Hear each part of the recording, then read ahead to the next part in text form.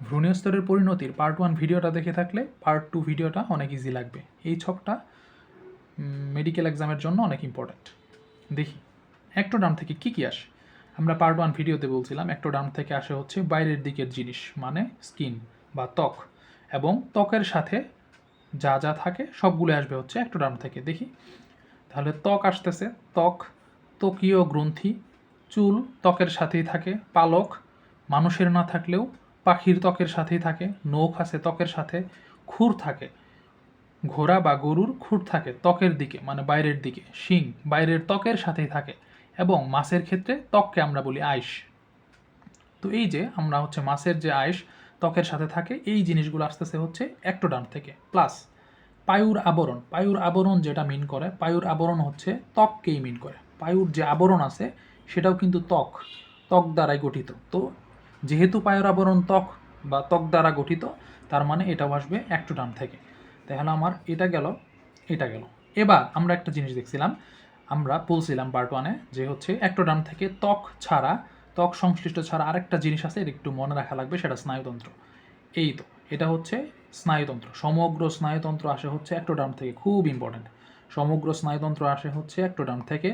আর স্নায়ুতন্ত্র থেকে আমরা একটা জিনিস মনে রাখছিলাম যে হচ্ছে স্নায়ুতন্ত্র মানেই হচ্ছে চোখের রেটিনাকেও মিন করে, অন্তঃকর্ণের ককলিয়াকেও মিন করে। তার মানে চোখ, অন্তঃকর্ণ এগুলো স্নায়ুতন্ত্রের মতোই, কারণ এদের সঙ্গে স্নায়ু সম্পৃক্ততা আছে, যার জন্য চোখ, স্নায়ু, অন্তঃকর্ণ আসলে আমরা বুঝবো এরা অ্যাক্টোডার্ম থেকে।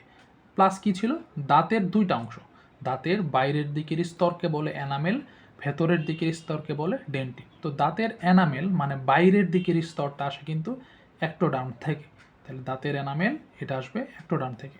এই কয়েকটা গেল হচ্ছে অ্যাক্টোডার্ম। সব থেকে বেশি ইম্পর্টেন্ট সেটা হচ্ছে এই স্নায়ুতন্ত্র। স্নায়ুতন্ত্র করোটির ভেতর থাকে। তোমার কাছে মনে হইতে পারে এটা তো ভেতরের জিনিস, কিন্তু তাহলে তো এন্ডোডার্ম থেকে আসার কথা, কিন্তু এটা আসবে কিন্তু অ্যাক্টোডার্ম থেকে। দ্বিতীয় ইম্পর্ট্যান্ট যেটা, সেটা হচ্ছে চোখ, অন্তঃকর্ণ, খুব ইম্পর্ট্যান্ট এটা। থার্ড যেটা ইম্পর্ট্যান্ট সেটা হচ্ছে দাঁতের এনামেল, এনামেলটা ইম্পর্ট্যান্ট। এই 3-4টা জিনিস একটু বেশি ইম্পর্ট্যান্ট। আসো হচ্ছে মেসোডার্ম। মেসোডার্ম আমরা জানি মেসোডার্ম থেকে কি কি আসবে, আমরা মনে রাখছিলাম মেসোডার্ম থেকে এন্ডোডার্ম এবং অ্যাক্টোডার্মের মাঝে যারা আছে তারাই আসবে। আসবে মূলত হচ্ছে পেশি। এই পেশি দিয়ে আমরা মনে রাখছিলাম পার্ট 1 ভিডিওতে যে পেশি থেকে যারা কারা কারা আসতে পারে। পেশি থেকে হচ্ছে রেচন জননতন্ত্রের অধিকাংশ আসে। কেন?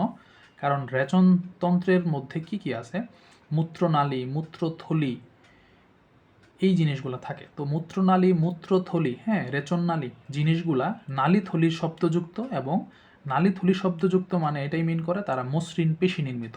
তাহলে মসৃণ পেশি নির্মিত, তাহলে এক প্রকার যেহেতু পেশি, তাহলে অবশ্যই আসবে এটা মেসোডার্ম থেকে। তাহলে এটা পৌষ্টিক নালীর বহিস্তর, আমরা আগের পার্ট 1 ভিডিওতে দেখে আসছি পৌষ্টিক নালীর বহিস্তরে থাকে কিন্তু মসৃণ পেশি। তাহলে এই মসৃণ পেশির এটা স্তর, রেচন জননতন্ত্রের অধিকাংশই মসৃণ পেশি দ্বারা তৈরি, আর অধিকাংশ পেশি তো মেসোডার্ম। তার মানে পেশির কথা আসলে আমি অবশ্যই অ্যাড করে দিব হচ্ছে মেসোডার্ম থেকে।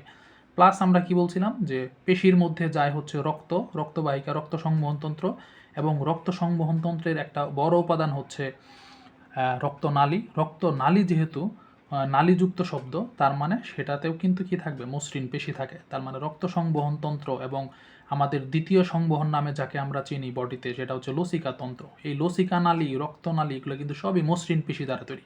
তাহলে এই দিকের মসৃণ পেশি, এই দিক এখানের পেশি, এদের হচ্ছে পেশি, সবগুলাই কি দ্বারা নির্মিত? হ্যাঁ, কি থেকে আসছে? মেসোডার্ম থেকে। তাহলে মেসোডার্ম থেকে আমাদের এই জিনিসগুলো আসে। আর বাকি যেটা থাকলো, এই যে দাঁতের এনামেল ছিল অ্যাক্টোডার্ম থেকে, দাঁতের যে ডেন্টিনটা সেটা হচ্ছে কই থেকে আসবে? হ্যাঁ, মেসোডার্ম থেকে। দাঁতের ডেন্টিনটা হচ্ছে মেসোডার্ম থেকে আসবে।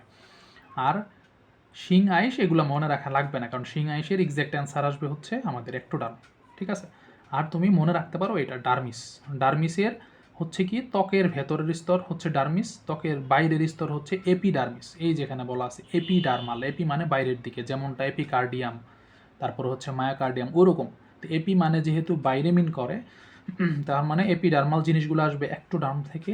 আর ভেতরের ডার্মাল বা হচ্ছে ডার্মিস জিনিসগুলো আসবে সেটা হচ্ছে মেসোডার্ম থেকে।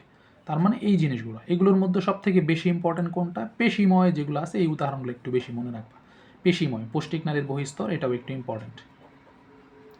এবার আসো অ্যান্ডোডার্ম। অ্যান্ডোডার্ম থেকে আমরা বলছিলাম যে অ্যান্ডোডার্ম হচ্ছে মূলত আবরণ দেয়, আবরণ ভেতরের পৌষ্টিক নালীর যে আবরণগুলা, এই আবরণগুলো আসে হচ্ছে এন্ডোডার্ম থেকে। তো এই যে পৌষ্টিক নালীর অন্তঃস্তর, তাহলে পৌষ্টিক নালীর অন্তঃস্তর হচ্ছে এন্ডোডার্ম থেকে। এরপরে আমরা দেখব, যেহেতু দেখো পাকস্থলী এবং অন্ত্রের যে গ্রন্থিগুলা, এই গ্রন্থিগুলা কই থাকে? গ্রন্থিগুলা থাকে কিন্তু হচ্ছে পৌষ্টিক নালীর গা বরাবর, পৌষ্টিক নালীর গা বরাবর গ্রন্থিগুলো থাকে। তো গ্রন্থি মানে আমরা এটাও বলছিলাম যে গ্রন্থি মানেই মিন করে কিন্তু কে? এন্ডোডার্ম, কারণ গ্রন্থি সবগুলোই এপিথেলিয়াল টিস্যু দ্বারা তৈরি হয়। আর এপিথেলিয়াল টিস্যু মানেই হচ্ছে আবরণী কলা। ওই আবরণী কলাটা হচ্ছে পৌষ্টিক নালীর অন্তঃস্তর গঠন করে এবং দেহের বিভিন্ন গ্রন্থি তৈরি করে, যেমন পাকস্থলী, অন্ত্রের গ্রন্থি, তারপরে হচ্ছে থাইরয়েড গ্রন্থি, থাইমাস গ্রন্থি, যকৃৎ গ্রন্থি, অগ্নাশয় গ্রন্থি। একটা গ্রন্থি এন্ডোডার্ম থেকে আসে না, যেটা পার্ট 1 ভিডিওতে বলা হয়েছিল, কিন্তু এটা মিস হয়ে গেছে, যে হচ্ছে ওটা আমরা একটু ভুল বলছিলাম, যে হচ্ছে এক্সেপ্ট কোন গ্রন্থি হচ্ছে মেসোডার্ম থেকে আসে না, সেটা হচ্ছে পিটুইটারি গ্রন্থি। কোন গ্রন্থি? পিটুইটারি। কেন? কারণ পিটুইটারি গ্রন্থি থাকে হচ্ছে মস্তিষ্কের মধ্যে। তাহলে পিটুইটারি গ্রন্থি কই থেকে আসা উচিত? মস্তিষ্ক আসে হচ্ছে অ্যাক্টোডার্ম থেকে, তাহলে পিটুইটারি গ্রন্থি আসবে কই থেকে? অ্যাক্টোডার্ম থেকে। তার মানে এক্সেপ্ট পিটুইটারি ছাড়া বডির যত গ্রন্থি আছে সবগুলো আসবে কিন্তু এন্ডোডার্ম থেকে। তাহলে এটা আমার চলে গেল, এটাও চলে গেল। রেচন জননতন্ত্রের কিছু অংশ কখনো কখনো, এটা অপশনে সাধারণত থাকবে না, কারণ রেচন জননতন্ত্রের অংশগুলো আসলে আমার অ্যান্সার আসবে এই, যেটা যে রেচন জননতন্ত্রের অধিকাংশ কই থেকে তৈরি হয়, কারণ পেশিবহুল জিনিসপাতি সব মেসোডার্ম থেকে আসবে। তার মানে এটা আমার জানা লাগবে না। মধ্যকর্ণের আবরণ কখনো কখনো, এটাও একটু লেস ইম্পর্টেন্ট, মনে রাখবা। অন্তকর্ণ আসে হচ্ছে অ্যাক্টোডার্ম থেকে, মধ্যকর্ণ আসে হচ্ছে ভাইয়া এন্ডোডার্ম থেকে, মধ্যকর্ণের আবরণ। আর আবরণ মানেই মিন করে আবরণী কলা বা আবরণী টিস্যু বা এপিথেলিয়াল টিস্যু। এখানে যেমনটা ছিল অন্তঃস্তর এপিথেলিয়াল টিস্যু, গ্রন্থিগুলা ছিল এপিথেলিয়াল টিস্যু, এই মধ্যকর্ণের আবরণও হচ্ছে এপিথেলিয়াল টিস্যু। তার মানে সে আসবে এন্ডোডার্ম থেকে। এই হইতেছে ওভারঅল একটা। এটুকু যদি মনে রাখতে পারো, আশা করা যায় যে হচ্ছে এমসিকিউ তোমার ভুল হবে না।